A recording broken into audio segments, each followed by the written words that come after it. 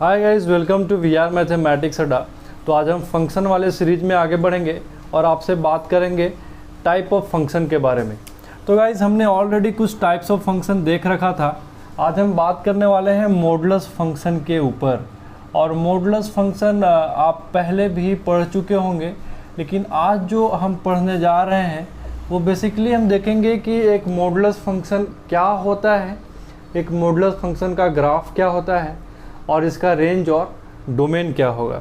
तो गाइज, आपको पता है कि मॉडुलस फंक्शन यानी y=f(x) ऐसे दो लाइंस के बीच में हम x को रखते हैं।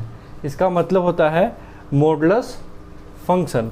अब गाइज, अगर मॉडुलस x को हम ऐसे रखे हैं तो इसका तीन मतलब होता है कि अगर x का वैल्यू पॉजिटिव लिए तो ये पॉजिटिव साइन के साथ बाहर निकलेगा, और अगर x का वैल्यू निगेटिव लिए तो ये निगेटिव साइन के साथ बाहर आएगा, और अगर x का वैल्यू हम 0 लिए तो ये इसका वैल्यू हमेशा 0 होगा।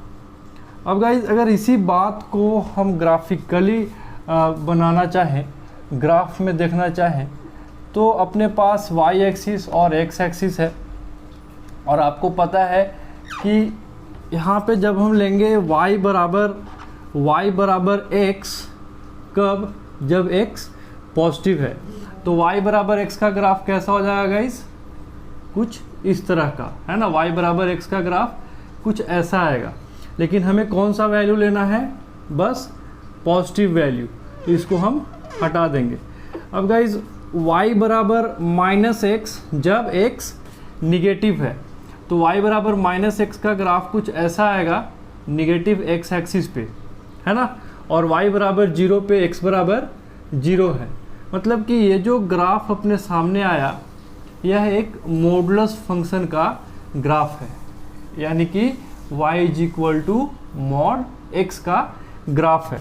अब अगर इसके बारे में आप सोचें कि इसका रेंज क्या होगा और डोमेन क्या होगा, और मैं आपसे पूछूं कि इसका डोमेन क्या होगा गाइस, तो आपको पता है कि डोमेन हमें कहाँ से मिलता है? तो डोमेन हमें x एक्सिस से मिलता है। तो देखिए कि x एक्सिस पे मैंने इसका वैल्यू निगेटिव भी लिया है ना। मैंने इसका वैल्यू निगेटिव भी लिया है, 0 भी लिया है और पॉजिटिव भी लिया है। और मैं आपको ये ऑलरेडी लॉजिक दे चुका हूँ कि अगर 0, निगेटिव और पॉजिटिव वैल्यू लिया जाए तो उसे कुछ और नहीं बल्कि हम r से डिनोट करते हैं। r बोले तो रियल नंबर। अगर गाइज मैं आपसे बात करूँ रेंज का, तो रेंज मैं आपको ऑलरेडी बता चुका हूँ कि ये हमें कहाँ मिलने वाला है। तो ये हमें y एक्सिस पे मिलने वाला है। तो गाइज, y एक्सिस को अगर आप ध्यान से देखिए तो y एक्सिस पे हमने पॉजिटिव वैल्यू तो लिया है, बट क्या y एक्सिस पे हमने निगेटिव वैल्यू लिया है? तो बिल्कुल भी नहीं। हमने 0 लिया है y को और पॉजिटिव लिया है। क्या निगेटिव साइड में y का कोई भी वैल्यू आपको दिखाई देता है? तो आप बोलिएगा बिल्कुल नहीं सर। मतलब कि इसका रेंज 0 से लेके और कहाँ तक गाइस? तो इन्फिनिटी तक, है ना। तो इसका रेंज क्या हो जाएगा? 0 टू इन्फिनिटी। तो मॉडुलस फंक्शन को होपफुली आप समझ पाए होंगे। आप जल्दी से इसका स्क्रीनशॉट ले लीजिए। मैं आगे बढ़ूँगा और आपसे बात करूँगा सिग्नम फंक्शन का।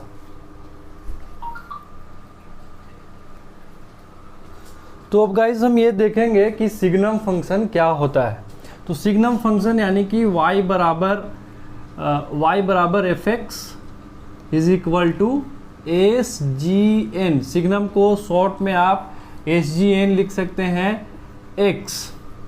तो SGN x का मतलब क्या है कि SGN यानी सिग्नम फंक्शन, सिग्नम x का मतलब होता है कि mod x बाई x। ये कब? जब x 0 के बराबर नहीं होगा। और दूसरा मतलब कि इसका वैल्यू 0 होगा जब x 0 के बराबर होगा। अब गाइस, जैसे ही मैंने ये बोला कि x जब 0 के बराबर नहीं होगा, आपके मन में दो ही बात चला होगा कि x क्या हो सकता है। तो x पॉजिटिव हो सकता है या x निगेटिव हो सकता है।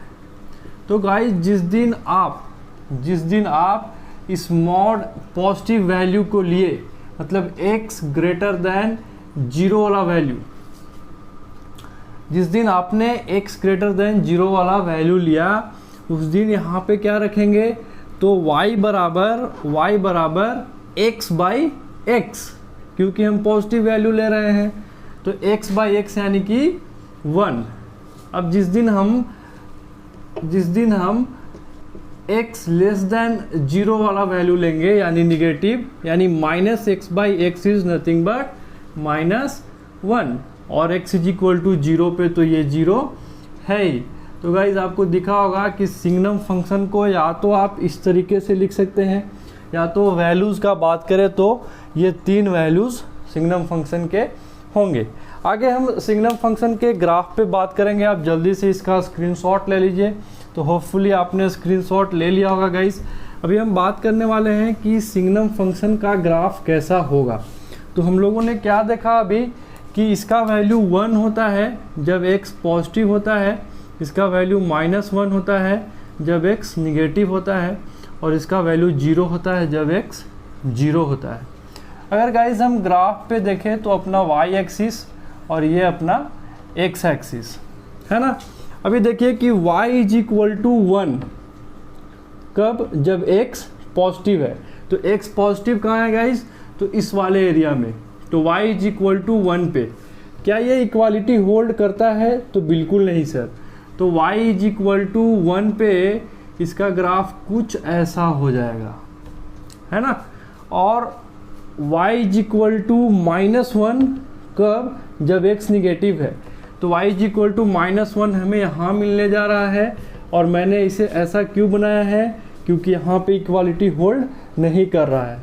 और -1 यानी कि कुछ इधर, है ना। और y इज इक्वल टू 0 कब, जब x 0 है ना। तो आप देख रहे हैं कि सिग्नम फंक्शन का ग्राफ कुछ ऐसा आया।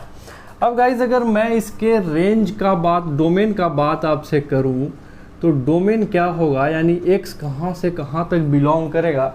तो डोमेन कहां मिलता है गाइज, x एक्सिस पे। तो हम देख रहे हैं कि x का वैल्यू हम 0 भी लिए हैं, निगेटिव भी लिए हैं और पॉजिटिव भी लिए हैं। मतलब डोमेन तो R हो जाएगा सर, रियल नंबर। लेकिन अगर आपसे इसका रेंज का मैं बात कर दूं, यानी y कहां से कहां तक बिलोंग करेगा, तो आप देख रहे हैं कि y के मात्र 3 वैल्यू को लिया गया है। एक तो जब y -1 होगा, एक तो जब y 0 होगा, और एक तो जब y 1 होगा।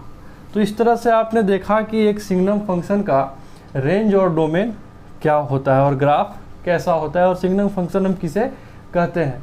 तो आगे नेक्स्ट वीडियो में हम बात करेंगे फंक्शन के ग्रेटेस्ट इंटीग्रल पार्ट के ऊपर और फ्रैक्शनल पार्ट के ऊपर। तो होपफुली आप समझ पाए होंगे इन चीज़ों को। All the best and thank you so much.